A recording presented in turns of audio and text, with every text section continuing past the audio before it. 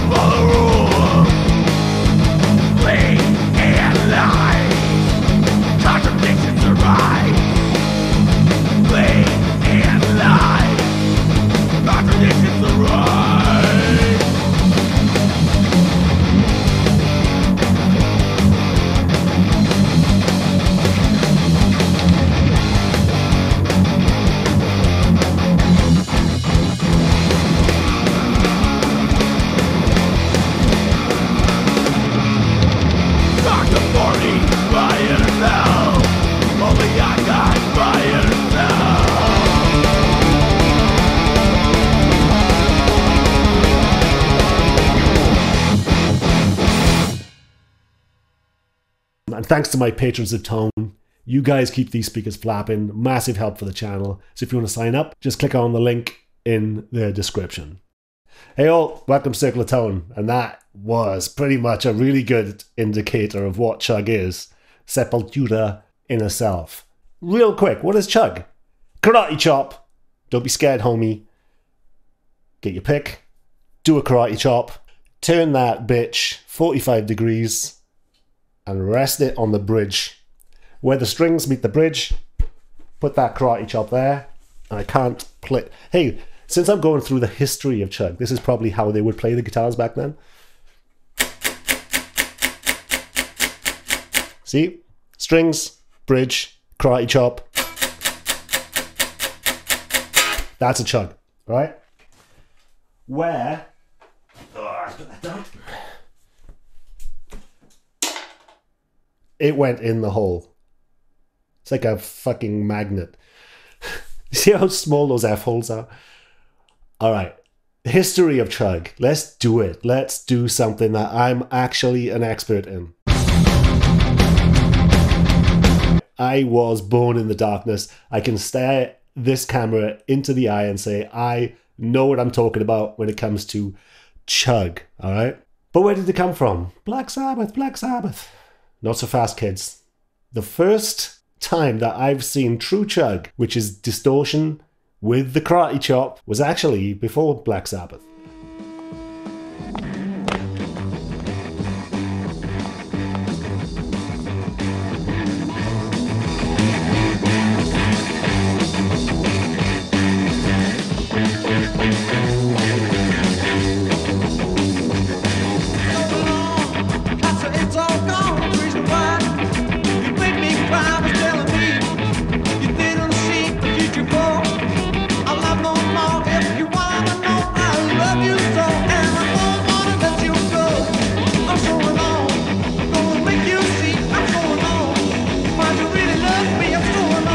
Two little-known guitarists, Jeff Beck and Jimmy Page. The Yardbirds. Distortion had just been invented. Like, fuzz pedals had just come out. And they are fuzzing away, probably the overdriven Vox amps, but I don't want to get into the technical aspect of it. I want to get into the historical of what bands got people in, like Metallica, chugging in the 80s. Watch this shit, dude.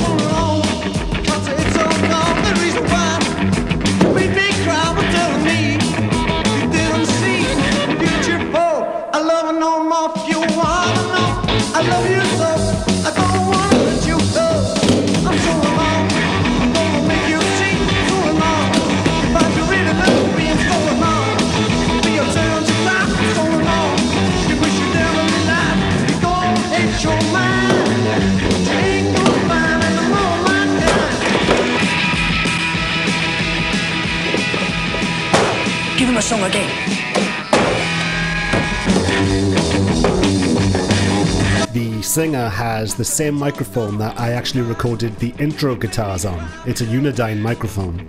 That is a $15,000 PAF humbucker that just flew out of that guitar from 1959. Is she alright? Is she? Look, she's getting crushed as shit.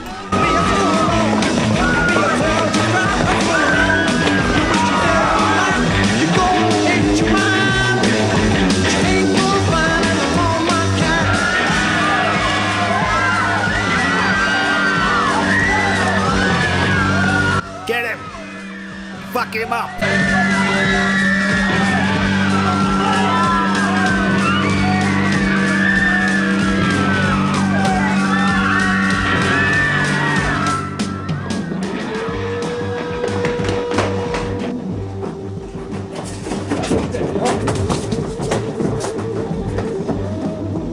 So how awesome is that? The first time Chug has ever reached the masses, these kids are getting their minds blown, right? And the first time it's on TV, there's a mosh pit. They crowd killing this bitch.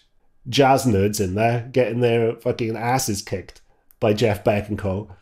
And this is probably one of the first mosh pits, you know? So what type of chugs are there? Personally, I really like a sneaky chug, like in Last Rocket.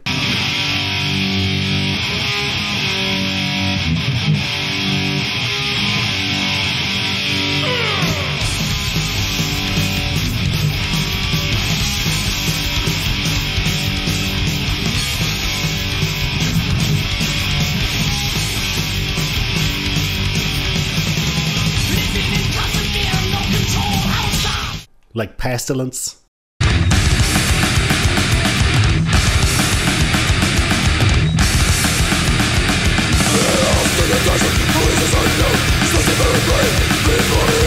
But then you have like blatant chugs like Bolt Thrower.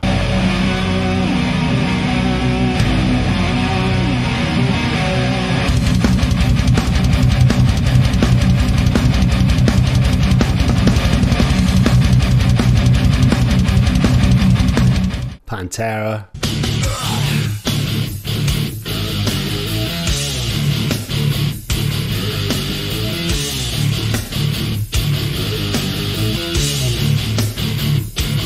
Sepultura and all those copycats that just copy them blatantly. They identify as Sepultura. So it's very nice to see Inner Self being nominated by Sepultura, but being Power Trip. So they are going beyond genre, they're going beyond gender bending, they're going beyond race, and they are becoming Sepultura.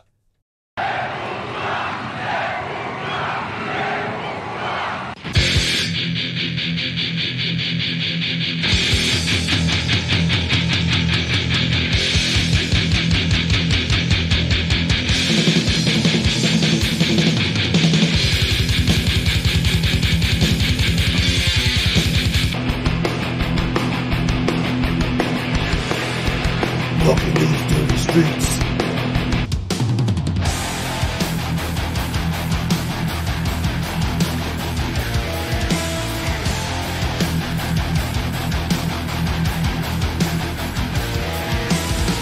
But where did it come from? Black Sabbath, Black Sabbath. I don't think there's any chugging on Black Sabbath's debut album. So that's why I want to get into some other bands that may get overlooked. Now, before Black Sabbath, there was Blue Cheer. Summertime Blues, chugging. Ain't no cure for the summertime blues. Well, my mama, papa told me, son, you got to make some money.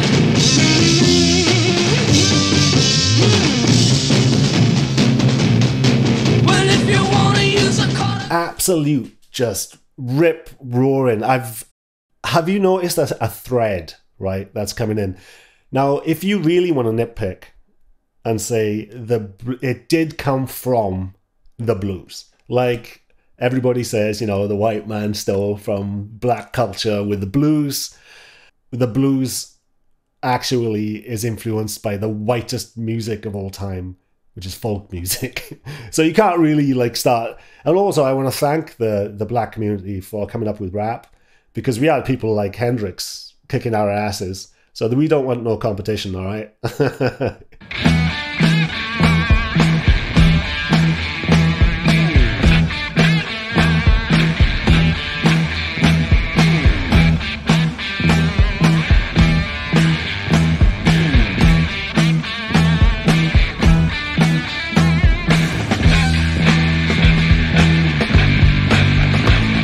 So I don't want to get too sidetracked with this when it comes to... I'll just show you an example of why now I got to find a new pick because I threw this one in that guitar. Old Whaley will come in handy. I want to show you where people like Beck were getting their influences from to start chugging. So you got the blues, right? You can't hear it because I'm not plugged in.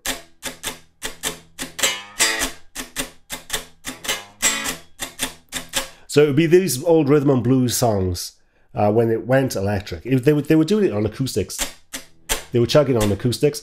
But often the guys didn't have picks. It was all fingers, you know, and they'd grow their nails. So it's kind of hard.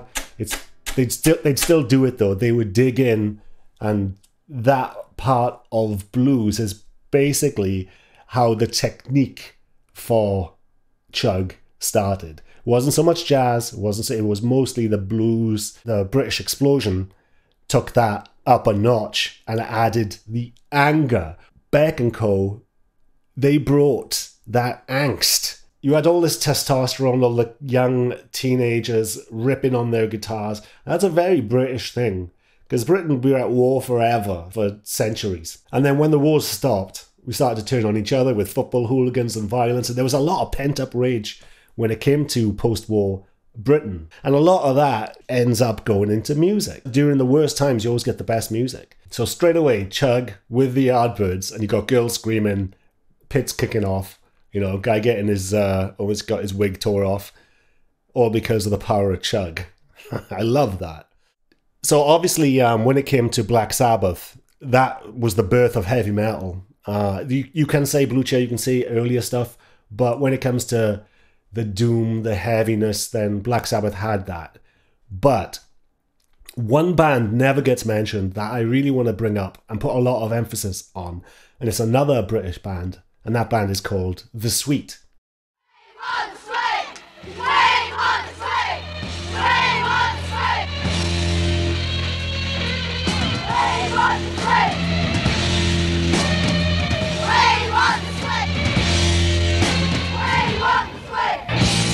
All over the land, the kids are finally standing in the army.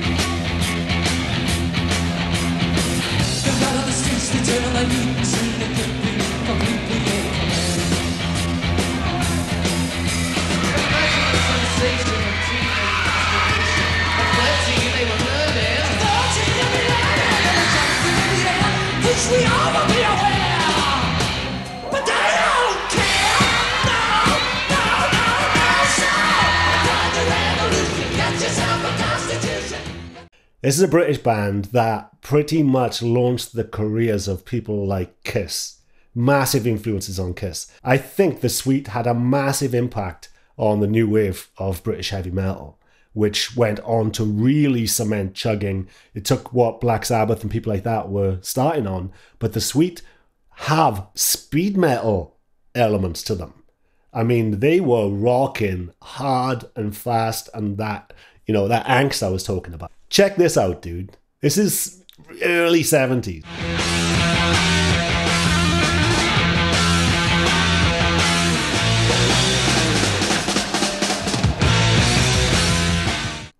Andy Scott. The people owe him a lot, in my opinion. Hardly anybody talks about them now because they did have the bubblegum rock, bubblegum pop aspect to them, but their live show were legit.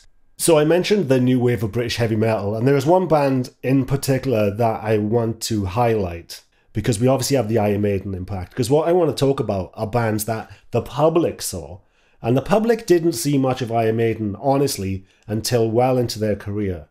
But there were movements. Iron Maiden were part of the new wave of British heavy metal movement, and I want to give a shout out to Venom. Venom not only started black metal, they were the first band to ever mention the word black metal. They helped start a record label, which went on to produce Raven, all these bands which would influence the riff masters to come.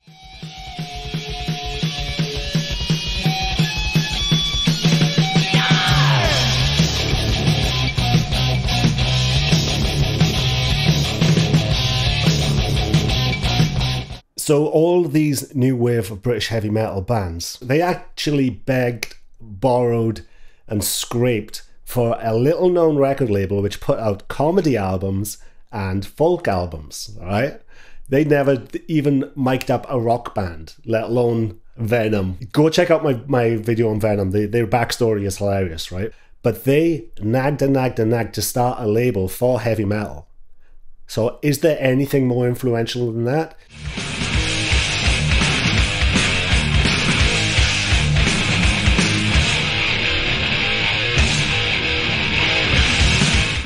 So if you want to talk about the history of Chug, Venom have to be held on a pedestal, because what did Venom influence? They went on to influence Motorhead bands like that. They didn't really chug that much. It was more, you know, balls to the wall rock and roll. Venom, not only did they start a record label which launched most of the new wave of British heavy metal bands, they also influenced bands like Bathory, bands like Hellhammer, which went on to be Celtic Frost.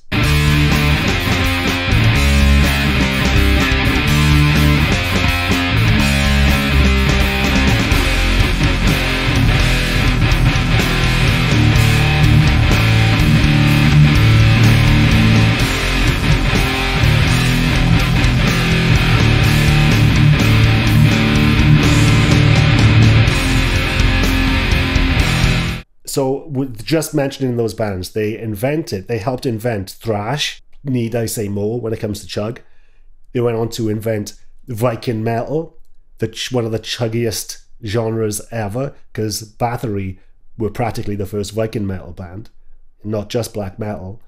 And then also you got Celtic Frost with the avant-garde, heavy influence. They are influenced. But I mean, let's move on to the next ones with grindcore. So obviously, bands like Carcass were ripping off Celtic Frost riffs, let alone the sound.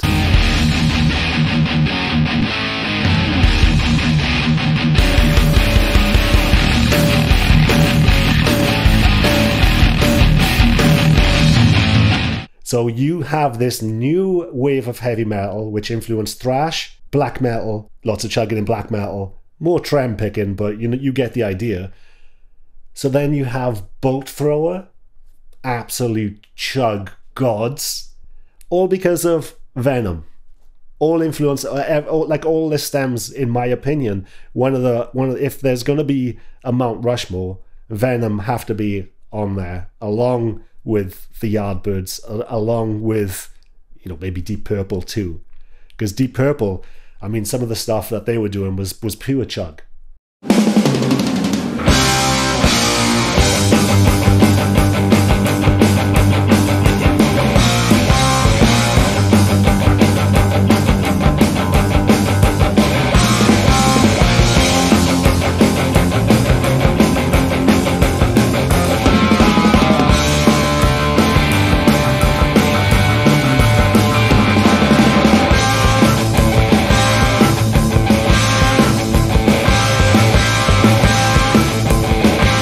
Now, in the 70s, there was also something kicking off. One band that I want to mention, which will go on to have a massive influence on chug legends like Rammstein, Static X, and more industrial metal, and that was Killing Joke. Killing Joke were practically bringing out industrial chug in the 70s.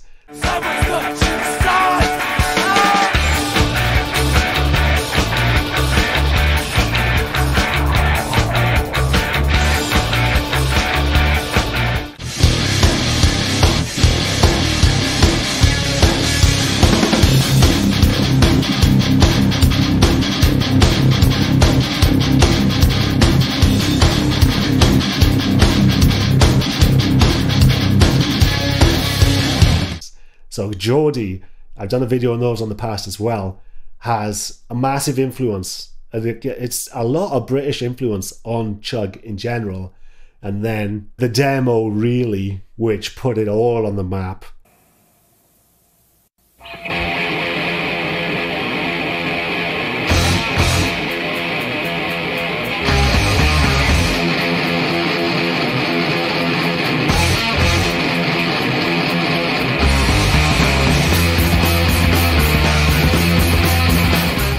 I think Dave Mustaine had as much influence, if not more, than Hetfield, because Dave Mustaine was giving guitar lessons to Slayer, you know? So when it comes to, obviously James Hetfield has to be mentioned when it comes to Chug, but he was ripping off Dave Mustaine, and Dave Mustaine was teaching Slayer how to slay.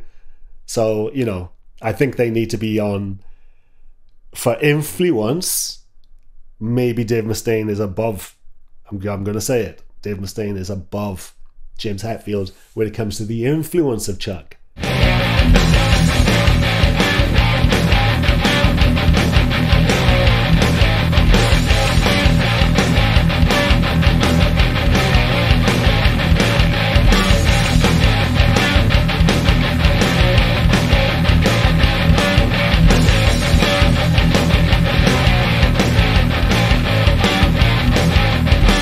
So back then, you had the early stuff, the early stuff. You had Overkill, influenced obviously by Kiss and people like that, who were influenced by The Sweet, which is why I had to mention The Sweet.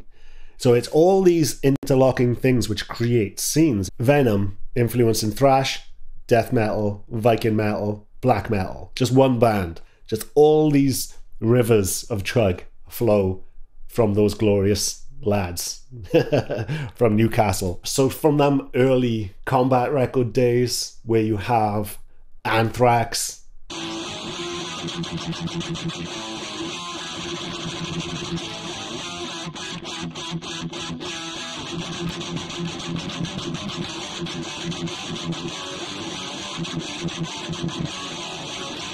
SOD,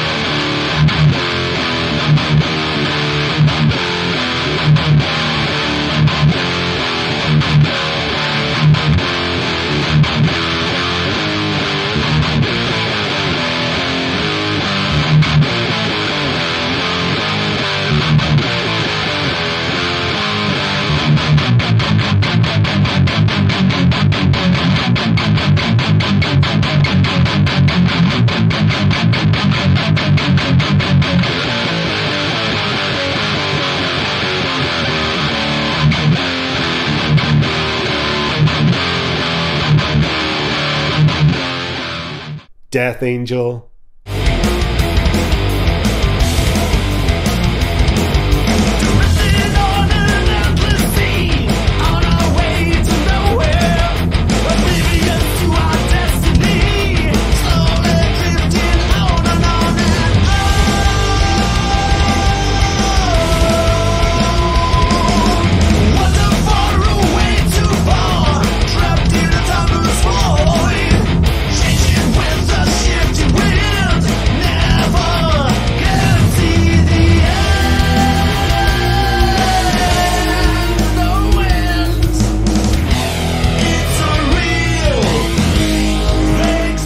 and then everybody, Carcass.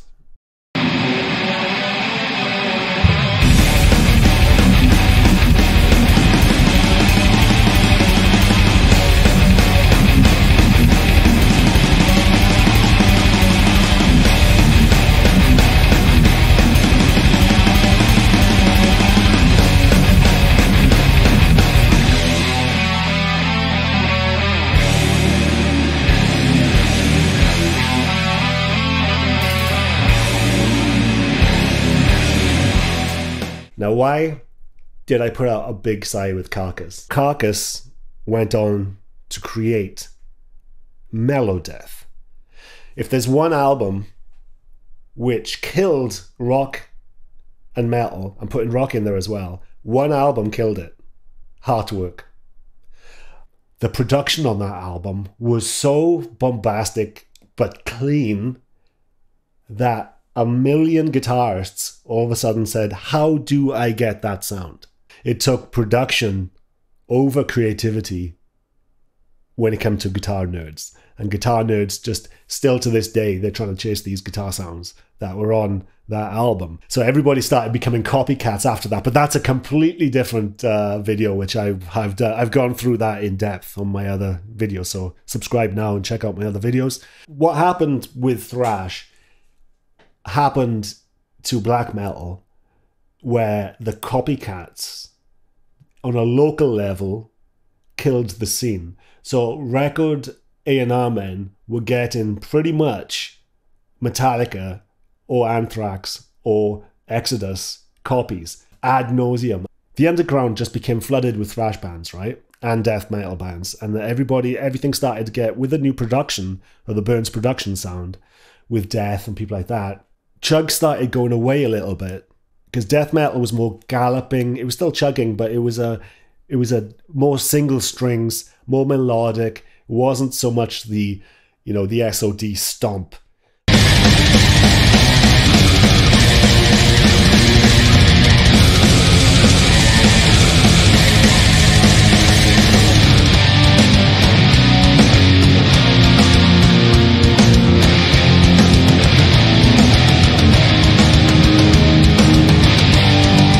And along came Nirvana. So with grunge, Chug still survived. Alice in Chains. Need I say more? In fact, my channel kind of started getting legs when I did a recreation video of the Alice in Chains sound.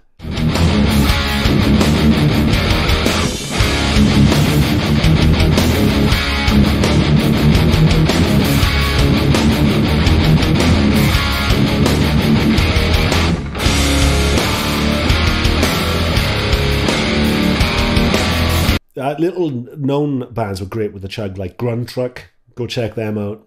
And there was still chugging in a lot of grunge, but it was starting to go away a little bit for more of a Pearl Jam type of garage rock aspect. So thrash chugging started going out of vogue. The problem with grunge was it got very sensitive and very introspective, and all the fun got sucked out of metal. All right. So then the pendulum swings the crotch grabbing opposite way with Limp Bizkit and nu metal. And there was still little shoots of Chug on the horizon with nu metal. Bands like Static X were the best at it, in my opinion. Not so much, they were more of their own thing than nu metal, but they, for me, were the cream of the crop when it came to the Chug aspect of it. But there were some massive bands which utilized that style.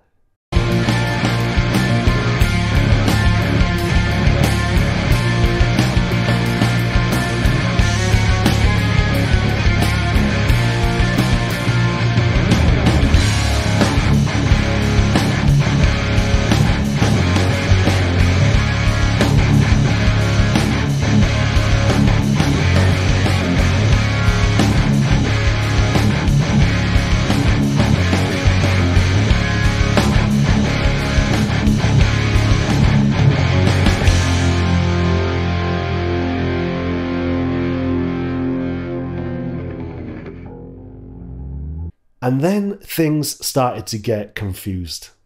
So you had the new wave of American heavy metal with people like Shadows Fall, All That Remains. And at that same time, you have similar sounding bands like In Flames, people like that. Still a bit of the mellow death was creeping into that. But the sounds were changing. And it kind of morphed into metalcore.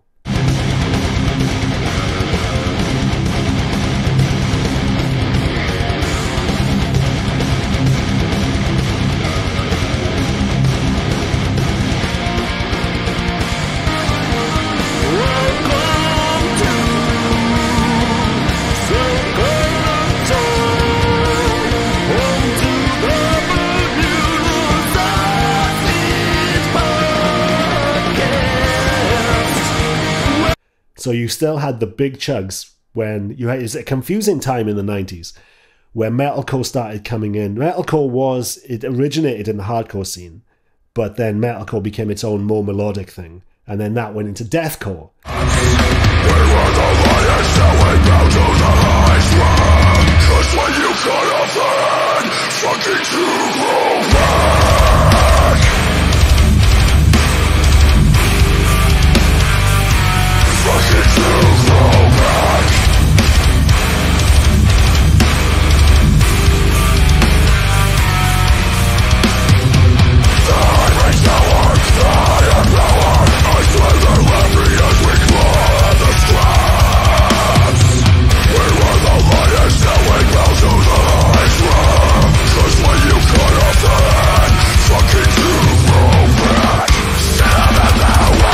So still chugging was still on the table, but it was becoming a little less emphasis was on that style of playing. And then we move on to progressive and gent. Sometimes you don't know if the guitarist is asking for help because he's trapped in a progressive, futuristic nightmare. Usually the gent guys.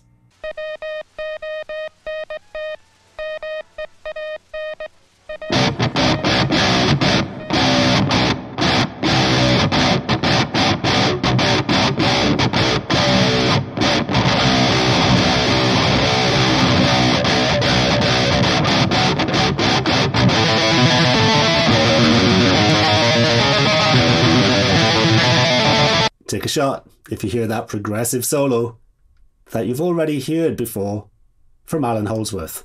Since Meshuggah blew everybody's minds, the copycats went into overdrive. So now heavy metal has been spinning its wheels in copycat land with progressive, with gent has died, deathcore has come back in vogue because of bands like Lona Shore.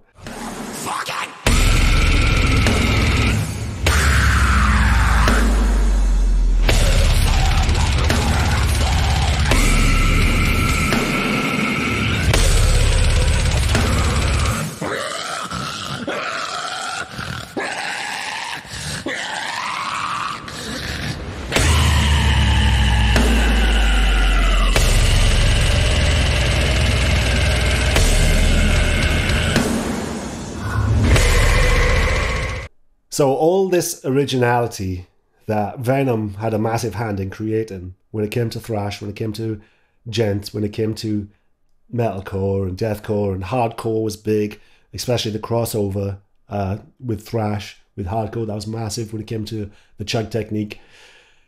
Now we seem to be in a copycat hell. You need to take a shot if the intro has all of the frequency scooped out in the first few seconds.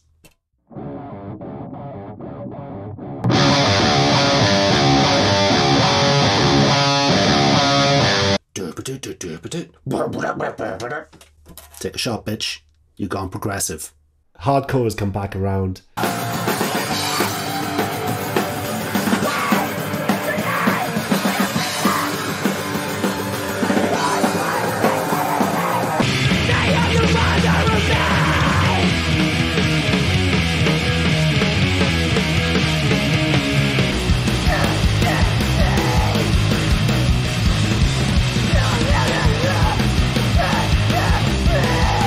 Black metal is still spinning its wheels. New metal came and it's kind of gone already with Code Orange, people like that. So we're spinning our wheels in copycat land and nothing is really coming out of the progressive guitar movement. There's so many Polyphia clones. There's so many Periphery clones. I sometimes worry that I'm too progressive because nobody's ever heard anything like this in progressive metal and gent.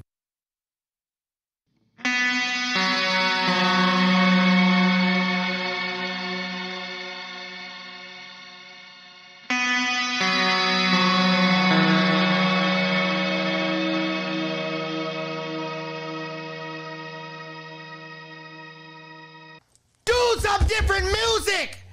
We have all the shit that you're doing. We already have it. Lil Uzi Vert is already doing it. Lil Baby is already doing it. Dub Baby is already doing it. It's literally 2 niggas with baby in their names that's already doing all the music you want.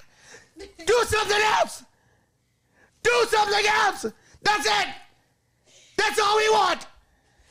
Do something else. Holy shit. I just want to thank Jimmy Page. I just want to thank the late, great Jeff Beck and giving me the best teenage years being at the height of thrash as a teenager. It's like being a part of the punk scene. It's like being a part. There is nothing like being in the scene as a young man when it is fresh and new. There's nothing like it. So I just want to thank those guys for paving the way for